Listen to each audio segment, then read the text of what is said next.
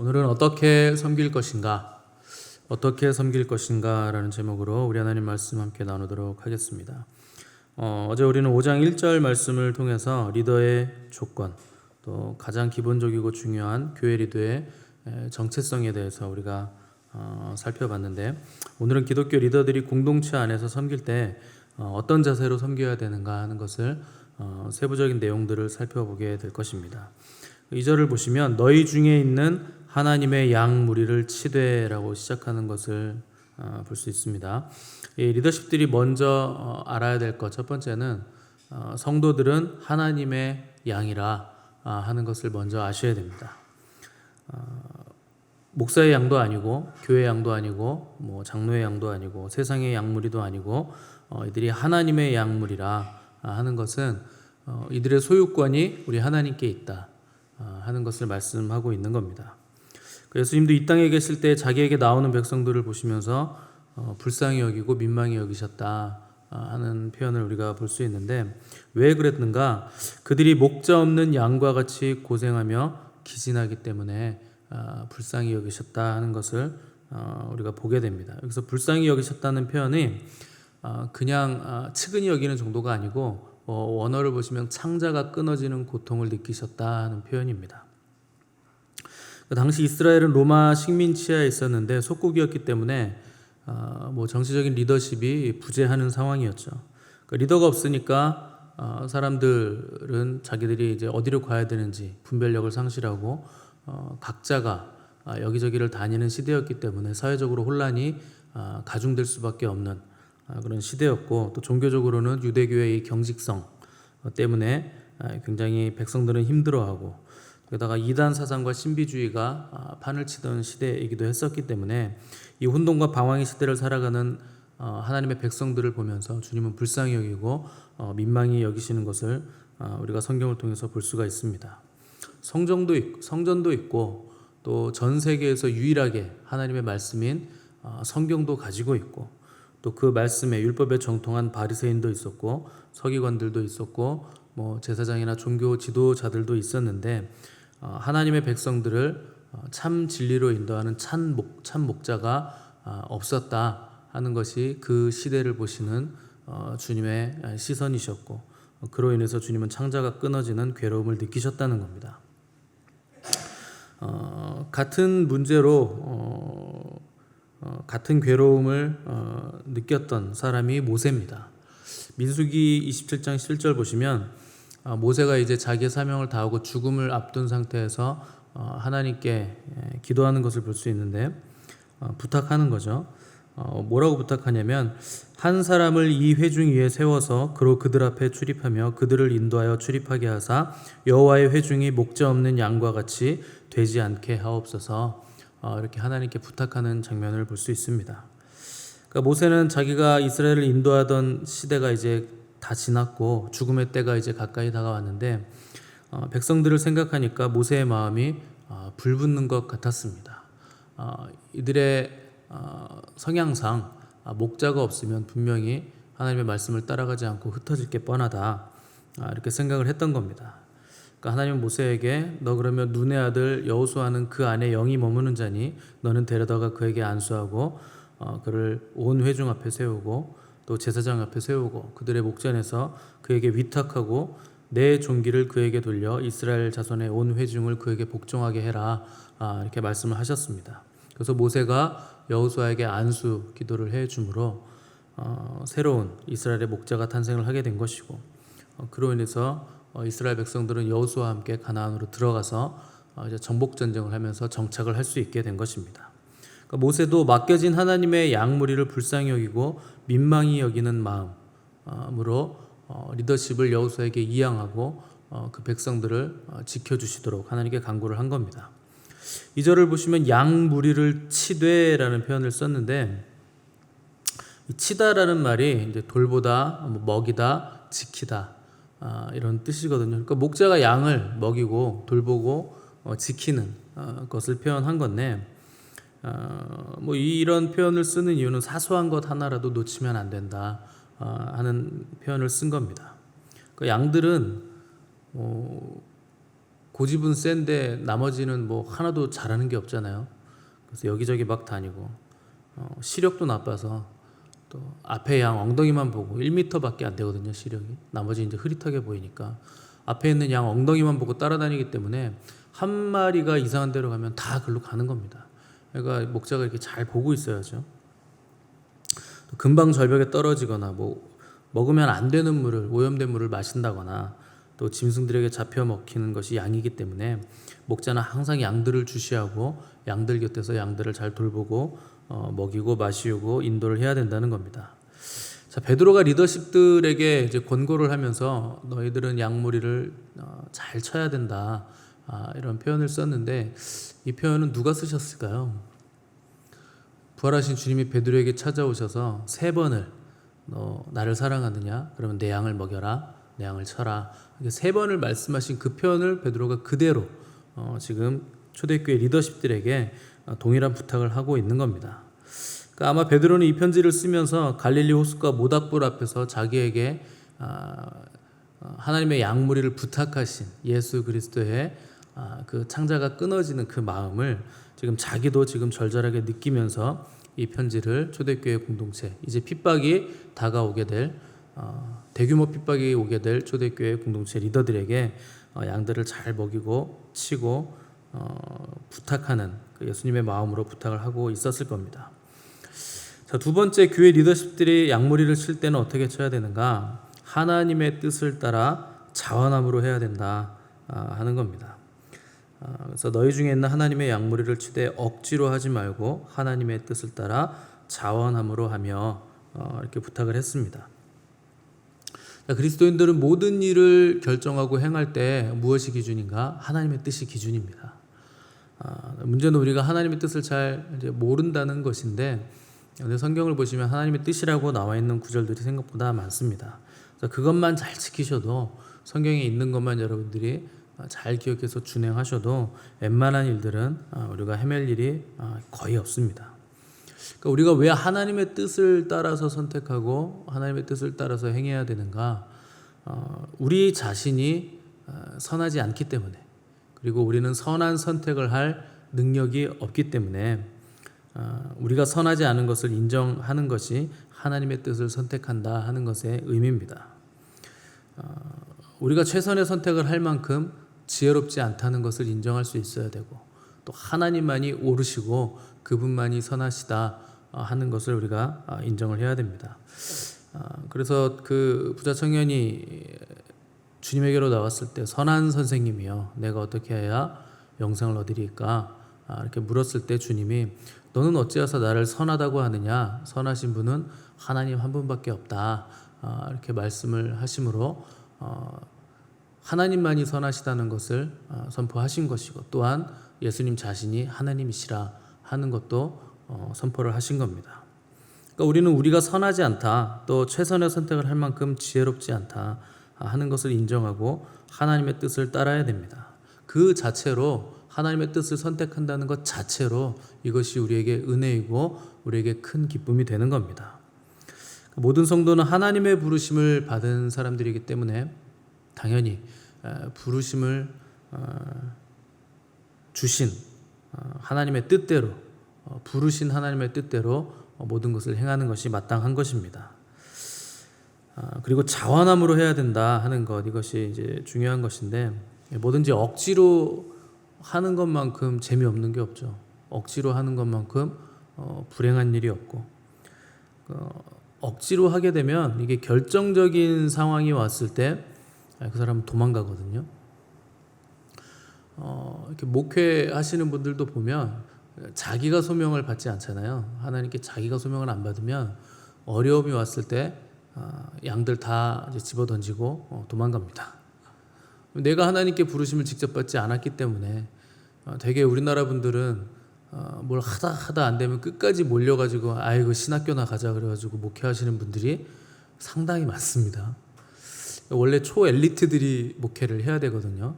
가장 똑똑하고 가장 신실하고 가장 뛰어난 사람들이 목회를 해야 하나님의 양무리들을, 맡겨진 양무리들을 지혜롭게 잘 먹이고 칠 수 있는 것인데, 뭐 할 거 다 해보고 실패 다 해보고 나중에 할 거 없으니까 신학교 가서 목회를 하는 사람들이 많았기 때문에 우리나라 교회 수준들이 성도들의 수준들이 그 목회자 이상으로는 올라갈 수가 없습니다. 그래서 양질이라고 하면 뭐 질로 따질 건 아니지만 하나님의 뜻에 합당한 그런 교인들을 양산하는데 우리가 실패를 한 겁니다. 그러니까 뭐든지 억지로 하면 안 되고 자발성을 가지고 해야 되는데 자발성을 가지려면 본인이 하나님의 부르심을 알아야 되고 하나님의 뜻대로 준행하려는 마음이 있어야 됩니다. 그런 것이 없이 억지로 하는 사람들을 우리가 성경에서 삭군 목자라 이렇게 부르는 겁니다. 뭐 삭군이라는 것 자체 표현 자체로는 그게 뭐 악한 게 아니죠. 삭슬 받는다라는 뜻이니까 삭군은 뭐 일당을 받든 뭐 계약직으로 어느 정도 기간 뭐 일을 하든 간에 삭슬 위해서 일하는 사람들을 삭군이라 이렇게 부르는 겁니다. 근데 주님이 원하시는 리더십의 모습은 삭군이 아니고 선한 목자까지 자리를 지키고 계십니다. 선한 목자는 양들을 보호하기 위해서 끝까지 자리를 지키고 자기 목숨까지도 걸 수 있는 목자를 선한 목자라 이렇게 부르는 겁니다. 하나님께서 일개 목동이었던 다윗을 이스라엘의 왕으로 세우신 이유가 뭔가? 아버지의 양 한 마리를 지키기 위해 목숨을 걸기 때문에 다윗이 왕이 됐던 겁니다. 이게 하나님의 마음에 합한 자라 하는 뜻입니다. 그러니까 다윗은 사자나 곰이 양들을 물어가면 끝까지 쫓아가서 그 입에서 양을 빼내서 구원해 오는 목자였습니다. 자기 양도 아니고 아버지 양인데 굳이 뭐 다윗도 목숨을 거는 거잖아요. 근데 그 모습이 하나님 보시기에는 내 마음에 꼭 든다. 이렇게 표현을 할 정도로 하나님 마음에 합한 사람이었고 하나님 마음에 합한 목자의 모습이었다는 겁니다. 가장 강력한 사람이 누군가? 목숨 거는 사람이죠. 그래서 왜 옛날에 조직폭력배 검거하면 사진에 나오면 그 뭐라 그래요? 두목? 보스가 좀 고급지네요. 보스들 보면 뭐 엄청 험상궂게 생겼다거나 등치가 크다거나 뭐 그런 사람들이 별로 없죠. 조그만 사람들이 다 보스를 하거든요.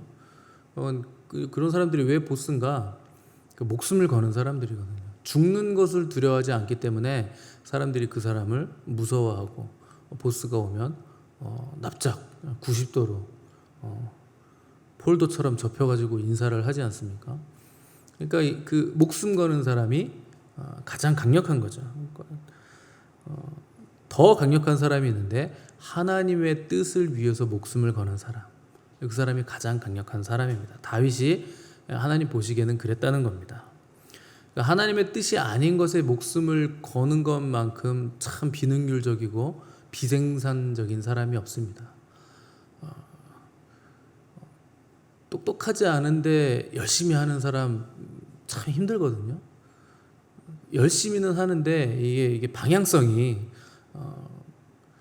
맞지 않으면 그 사람 참 열심히는 하는데 뭐라고 나무랄 수도 없고 굉장히 곤란한데, 그러니까 하나님의 뜻을 알아서 그 뜻에 맞게 가는 사람인데 목숨을 건다.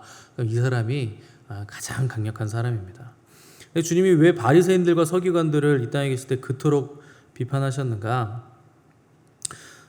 그들이 높은 자리에 앉아서 선생되기는 좋아하고 또 존경받기도 좋아하고 사람들의 인사받기는 좋아하는데 양들을 위해서 목숨을 거는 사람들은 아니었기 때문에 이렇게 비판을 하신 겁니다.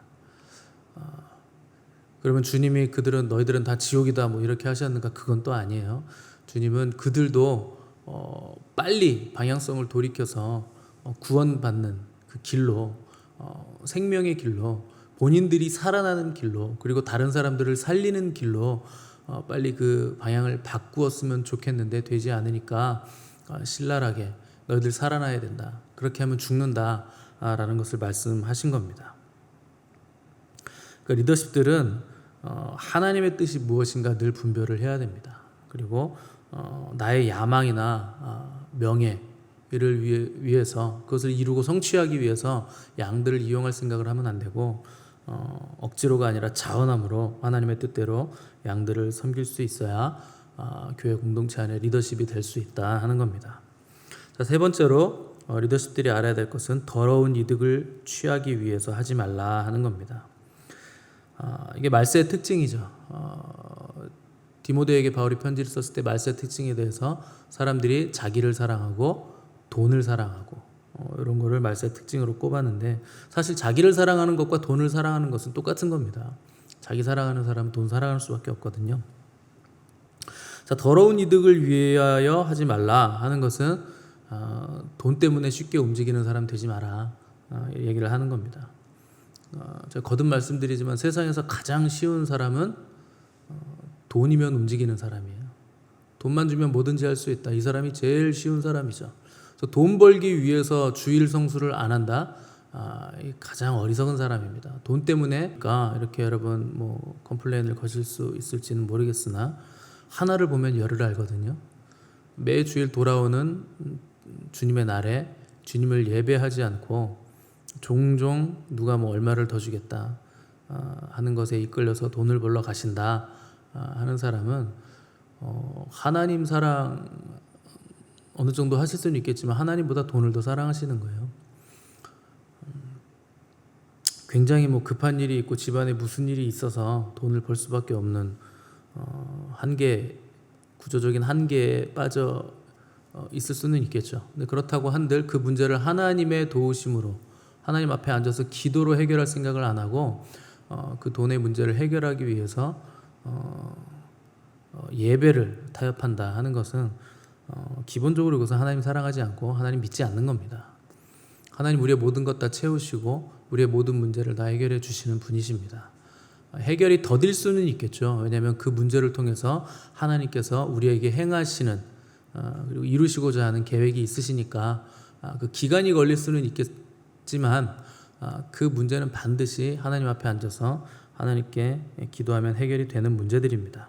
근데 가장 추한 사람이 돈 때문에 하나님 배반하는 사람들이에요. 목회자들도 돈 문제로 인해서 교회 안팎으로 막 시끄러운데 왜 그런가?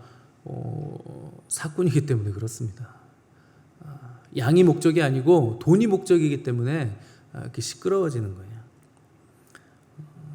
돈은 뉴트럴입니다. 중립가치이기 때문에 돈을 어떻게 쓰느냐가 중요한 거고 돈을 내가 어떻게 바라보느냐, 내가 어떻게 대하느냐 그 태도의 문제가 되는 겁니다. 그래서 돈은 일만하게 뿌리가 아니고 돈을 사랑하는 그 사랑이 일만하게 뿌리가 되는 겁니다. 마음이 문제라는 겁니다.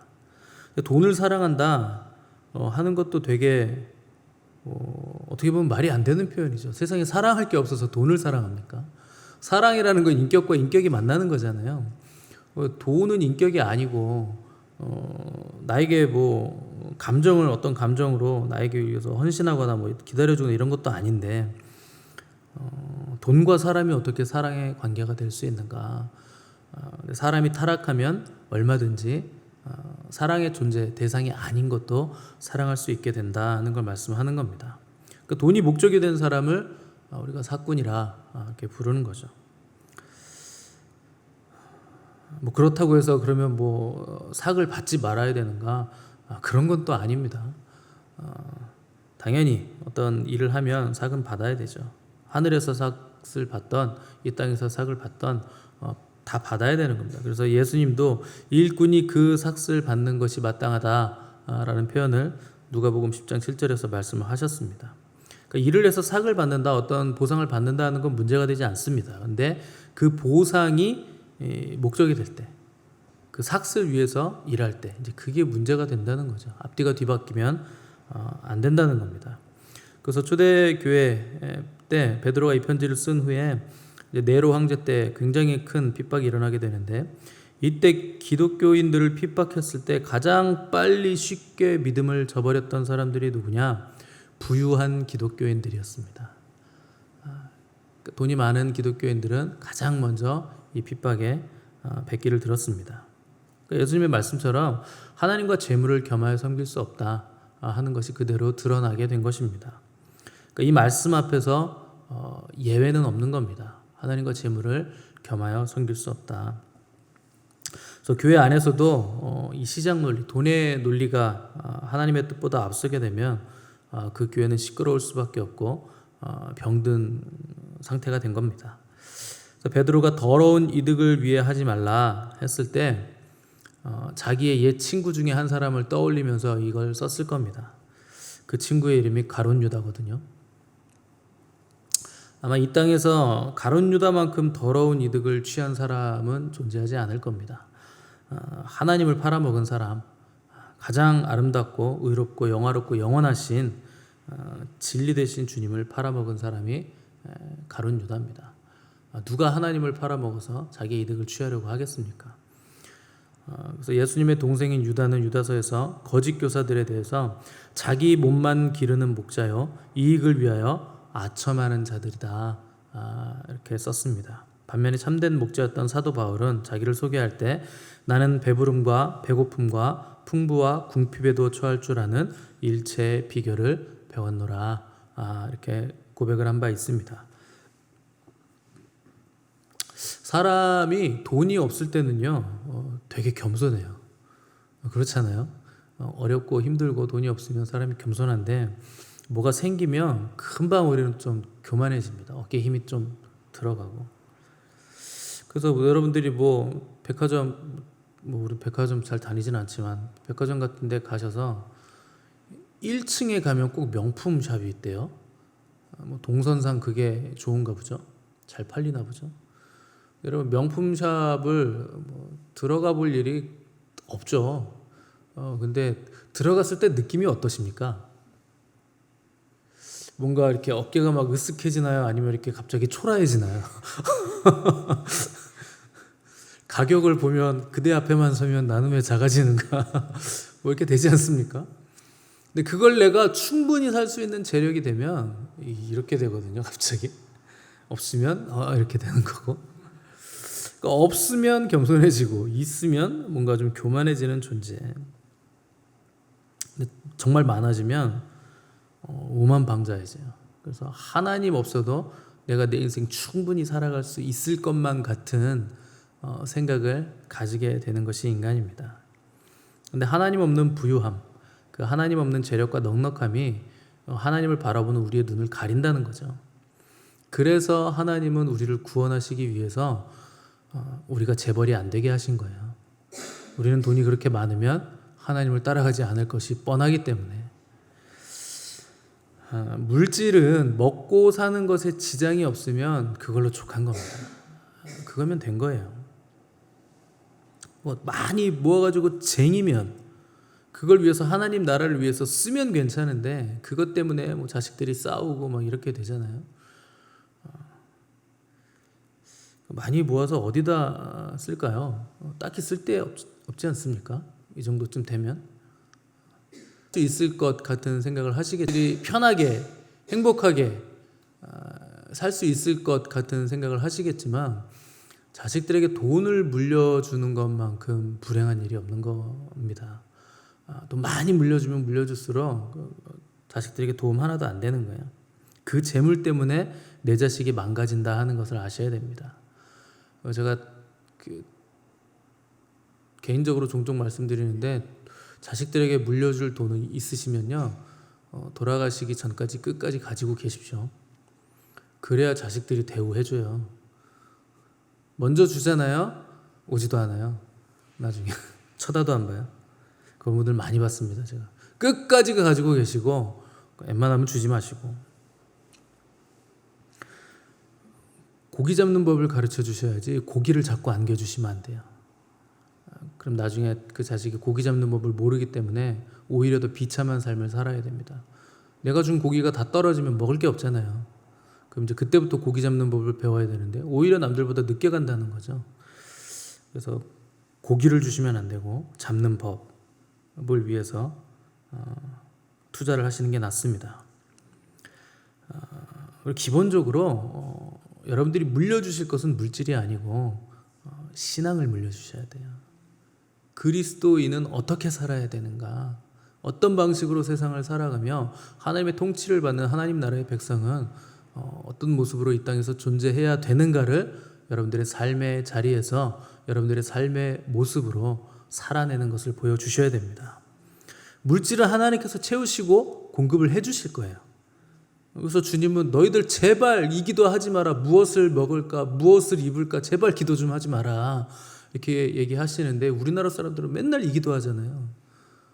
하지 말라고 하는 기도를 그렇게 열심히 합니다. 또 기도원까지 올라가서 막 하고 하지 말라고 한 거예요. 왜냐하면 하늘의 새도, 공중에 나는 새도 하나님이 먹이시고 들에 있는 그 풀떼기도 하나님이 다 입히시는데, 하물며 너희는 새나 꽃들보다 얼마나 더 귀한 존재냐, 하나님 너희들을 먹이시지 않겠느냐, 주님이 이렇게 당부하신 거거든요. 그래서 마틴 루터는 성도들에게는 세 가지의 회심이 필요하다고 그랬습니다. 첫 번째, 머리의 회심. 하늘의 새와 공중의 새와 꽃을 봐라. 다 먹이고 입히지 않느냐. 하물며, 이 하물며가 머리의 회심이잖아요. 생각 좀 하고 살자. 하물며 너희를 안 먹이시겠냐. 머리의 회심이 필요하고, 두 번째, 가슴의 회심이 필요하다. 머리에 있는 게 이제 내려와야 되는 거죠. 그리고 세 번째, 지갑의 회심이 필요하다. 돈주머니에 회심이 필요하다는 겁니다. 그러니까 그 종교 개혁자들이든 또 예수님도 이 돈에 대해서는 굉장한 관심을 가지고 계셨습니다. 그래서 이 돈 문제에 대해서 예수님이 가르쳐 주기 위해서 얼마나 많은 시간과 에너지를 쏟으셨는지 몰라요. 그래서 과부의 두 렙돈 이야기를 잘 보시면 예수님이 헌금함 앞에서 이러고 계속 보고 계셨어요. 물론 성경에 이러고 자세하게 개슴츠레한 눈을 뜨고 보셨다 이런 표현은 안 나오지만, 여기 있는 사람 중에 저 과부가 제일 많이 넣었다 그러시잖아요. 다 봤다는 거예요. 헌금 넣는 걸. 그 앞에 서가지고 이렇게 딱 이렇게 보고 계시는 거예요. 연보기에다가 헌금 넣는 자세며 얼마를 넣는지를 보신 겁니다, 예수님. 그리고 사람들이 헌금 드리는 모습을 보고 예수님은 그들의 영적 상태를 분별하신 거예요. 그러니까 헌금 드리는 일을 예수님은 공적인 일로 간주를 하신 겁니다. 그 드리는 자세와 금액이 문제가 아니고 그가 어떤 마음으로 드리는가를 보신 거죠. 그래서 이 일들을 통해서 재산을 아끼지 않고 바치는 신약 시대의 헌금 생활. 구약 시대의 헌금은 정해져 있잖아요. 11조 드리고 헌물 드리고 회개할 때 그 재물 드리고 죄 지었을 때 드리는 거니까 거의 그런 거잖아요. 근데 신약 시대에는 그럼 11조를 드려야 돼요, 말아야 돼요, 이 얘기를 자꾸 물어보시는데, 그런 사람들의 의도는 뻔해요. 의도가 뭐겠습니까? 최대한 드릴 수 있는 만큼의 최대한 적은 양을 내가 드린다. 이게 목적이에요. 그러니까 최소한을 드리고 싶은데 어디까지가 드려야 되는 거예요? 어디까지가 성도의 의무예요? 이걸 물어보시는 거예요. 어떻게든지 최대한 많이 드리는 것이 신약 시대 헌금 생활의 특징입니다. 주님 뭐까지 드리라 그래요? 목숨까지 드리라 그래요. 드릴 수 있는 만큼 최대한 드리는 게 신약 시대 헌금 생활이에요. 여러분들 그래서 많이 드리면 헌금이 너무 많이 나간다 이런 생각 하시죠? 그러면 줄여서 드리십시오. 그런데 원리상은 다 드려도 무방해요. 하나님이 입히시고 먹이시는 걸 우리가 알기 때문에 내가 드릴 수 있는 최대한을 드리는 것이 신약시대의 헌금이다. 이것을 얘기하셨습니다. 그래서 돈을 버는 것뿐만 아니라 드리는 것에 있어서도 깨끗한 거 헌신된 마음을 가져야 된다 하는 걸 가르쳐 주신 것이죠. 그래서 우리가 이제 헌금을 드릴 때 무명으로 드리시는 분들이 있는데, 그러면 여러분들의 헌금 생활을 제가 알 수가 없어요.